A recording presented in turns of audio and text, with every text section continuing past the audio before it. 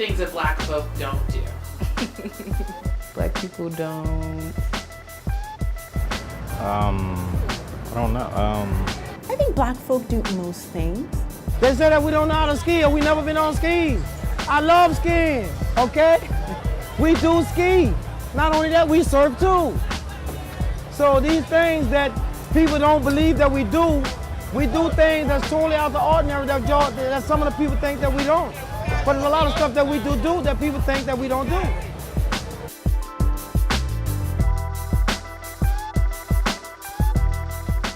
Black folk don't swim is an interesting thing that's been around for a long time, and you hear about it, and we definitely joke about it as if it is true. I don't think there's any natural human biological thing of melanin and buoyancy. There's always a joke that we've done the water thing as a people and we're in a great rush to return to it. I don't know, a lot of black people scared of deep water. I was also afraid of water.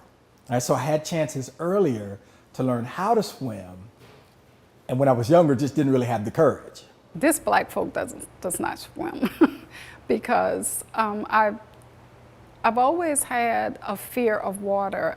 I saw someone drown when I was 7, and I remember the helpless feeling. I smell chlorine, I see the water, I think I can't breathe. Like lots of water, I can't breathe. I can't even watch movies about water. I feel like I can't breathe. I have no desire to learn to swim or to, get in water or anything, because for some reason that fear is still there.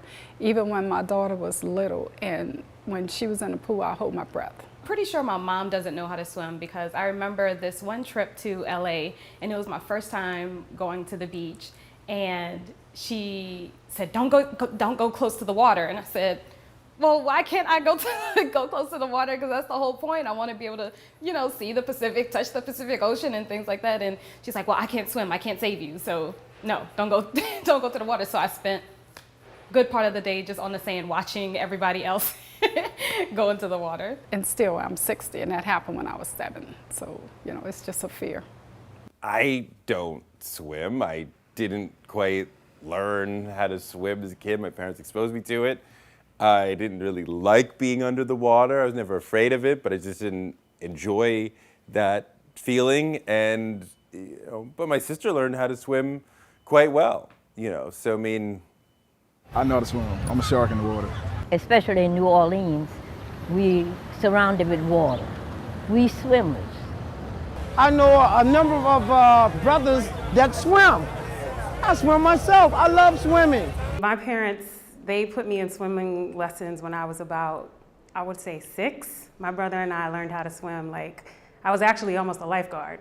I enjoy being in the water. I enjoy the beach. I enjoy pools. And I had friends, black friends, who swam. So, I don't know, maybe I'm white. We do swim, right? But again, there are cultural and social factors that sort of mediate how much we swim.